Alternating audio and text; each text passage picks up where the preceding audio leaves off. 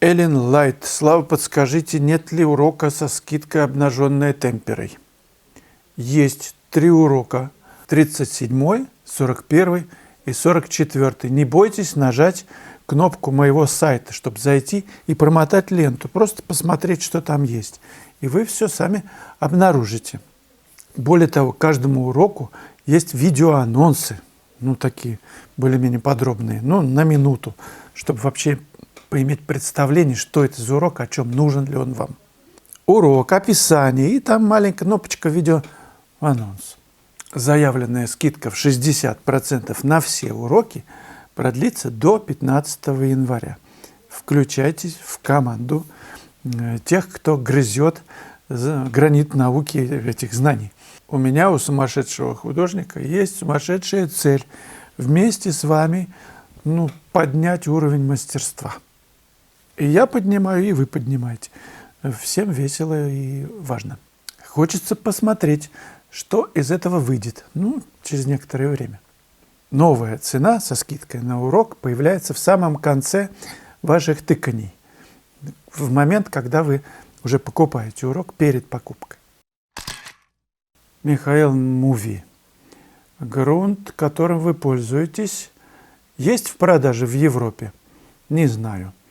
Хотелось бы посмотреть на упаковку, маркировку, чтобы жить стало легче. Дулукс называется, супер матовый. В общем, попробуйте какой-нибудь, просто с наклейкой очень-очень матовый.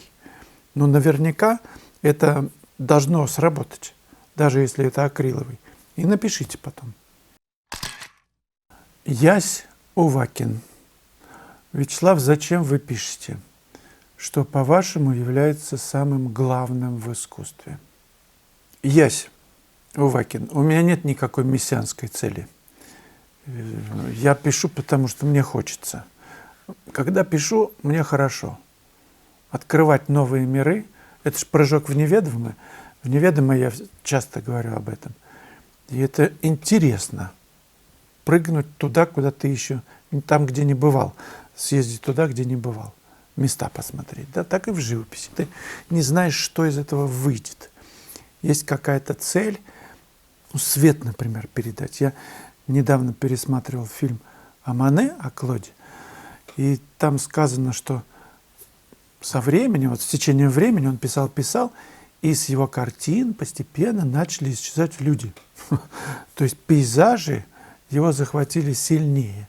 И он все время радовался свету, разному состоянию в природе, которое хотелось ему показать, написать свое впечатление об этом.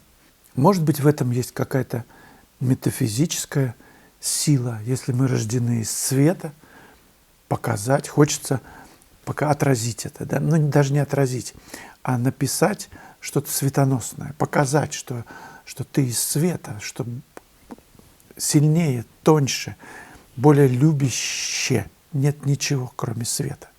Как бы выразить дань уважения, благодарность свету за то, что он существует. Кстати, именно это чувствуют зрители, когда смотрят на работы, которые светоносные работы, в которых есть свет. Какая еще есть у художника задача? Какая-нибудь мессианская, мне это не близко. Простые вещи могут отражать великое. В одно мгновение видеть вечности, небо в чашечке цветка. Что, по-вашему, является самым главным в искусстве? Ваша любовь, ваше состояние влюбленности в жизнь. Если плохое настроение, лучше, мне кажется, и зачем его транслировать на картину? Это же почувствуют все. Даже если у вас вроде такой нормальный там пейзаж или натюрморт, это почувствуется. Лучше передохнуть, погулять, чаю выпить. А когда будет хорошее настроение, тогда писать. Тогда зрители почувствуют ваше хорошее настроение. Лучше транслировать самое лучшее, что есть в человеке. Вот задача художника. А значит, для этого первое, надо быть в этом. Зачем гнусь какую-то, смурь транслировать? Чтобы люди заболели, что ли, глядя на твои работы?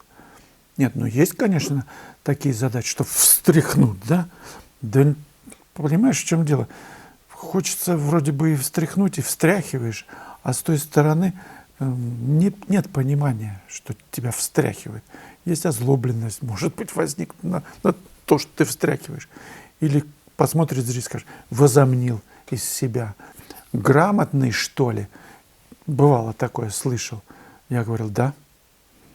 В очереди или кто-то, какая-то бабуля злобная. Грамотный, что ли? Если что-то так возражаешь. Да. Что плохого, если человек грамотный?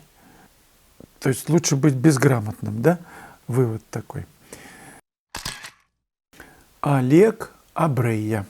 Есть художники, которые пишут ограниченные палитры. Конечно, есть черный, белый, желтый, красный. На этюды или картины среднего размера такой подход более-менее контролируемый. Но мне вот интересно такой ограниченной палитрой написать большой холст. Ну, Цорн писал большие холсты этими 4 красками. Например, 3 на 4 метра. Ого. Абстрактный пейзаж. Ну, Пикассо Герника вообще написал черно-белый. Одной черной краской по белому холсту. Обсудить интересно, спасибо. Ну, что тут обсуждать? Берите, делайте эскизы. Вот был такой художник, нет, есть такой художник Мак Коу.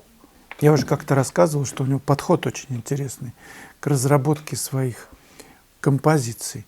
То есть он сначала карандашиком так намечает, ну, делает карандашную серию набросков, ищет решение в карандаше, да? Потом берет черную гуашь, наверное, или там темперу с белилами, да, вместе. Черно-белый вариант. По пятну, как это будет работать. Ищет несколько вариантов делать. Потом, это все маленький. Выбирает какой-то один, самый выразительный, цветом разрабатывается различные варианты опять. И только потом большой. То есть подход такой серьезный. Поэтому я предлагаю в любом случае, Олег, начать с эскизов. Небольшие эскизы, несколько эскизов, чтобы вжиться в эту тему, чтобы найти наиболее выразительное решение. И тогда уже браться за большой холст.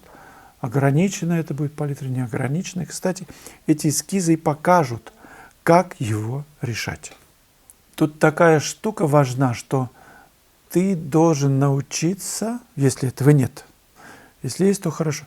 Если этого нет, то научиться доверять своим ощущениям, своему выбору из некоторого количества эскизов выбрать лучший.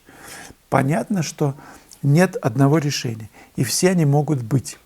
И тем не менее нужно выбрать лучшее, такое решение, которого ты еще не делал.